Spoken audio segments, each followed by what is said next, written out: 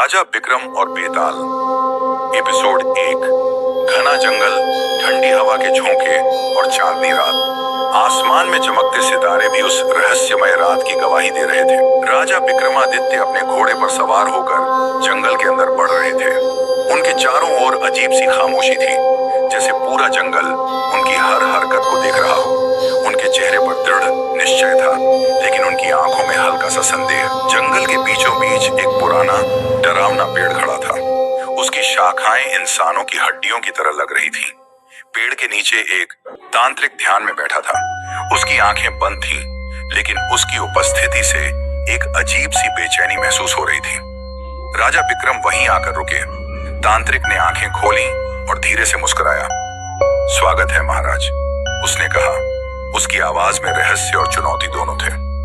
मैं तुम्हारे बुलावे पर आया हूं, राजा विक्रम ने कहा। बताओ, मुझे क्या करना है? तांत्रिक ने एक तरफ इशारा किया। वहां एक लाश पेड़ की शाखा से लटकी हुई थी। हवा में झूलती वो लाश एक अजीब सी सिहरन पैदा कर रही थी। ये है तुम्हारी चुनौती महाराज। इसे अपने कंधों पर उठाकर श्मशान तक ले जाओ, लेकिन याद रखना, रास्ते में इसने तुमसे कुछ भी कहा तो उत्तर मत देना। अगर तुमने उत्तर दिया तो यह फिर अपने स्थान पर लौट आएगी। राजा विक्रमादित्य ने कोई सवाल नहीं किया। वे निडर होकर पेड़ के पास गए और लाश को कंधे पर उठा लिया। लाश ठंडी और भारी थी, लेकिन राजा के हौसले को डिगा नहीं पाई। यात्रा शुरू होती है। जंगल के रास्ते पर चलते हुए चारों ओर की खामोशी और अजीब आवाजें जैसे राजा का पीछा कर रही थी। अचानक लाश हंसने लगी। उसकी आवाज इतनी भयावह थी कि घना जंगल भी कांप उठा।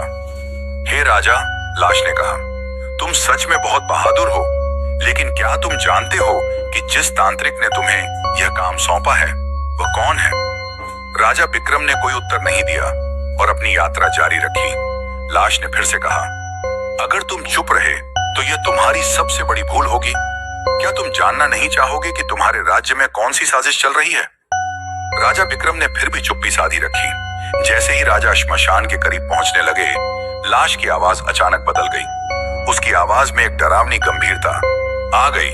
महाराज, अगर मैं तुमसे कहूं कि तुम्हारी रानी तुम्हारे खिलाफ षड्यंत्र रच रही है, तो क्या तुम मेरी बात मानोगे? राजा का कदम रुक गया।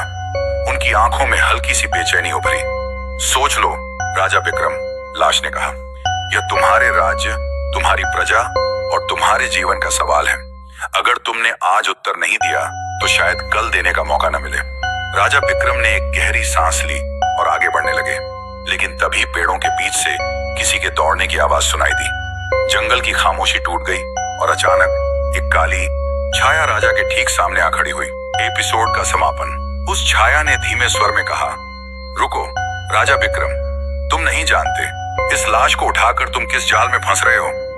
राजा की आंखों में हैरानी थी। उन्होंने पीछे मुड़कर देखा, लेकिन लाश अब कंधे पर नहीं थी।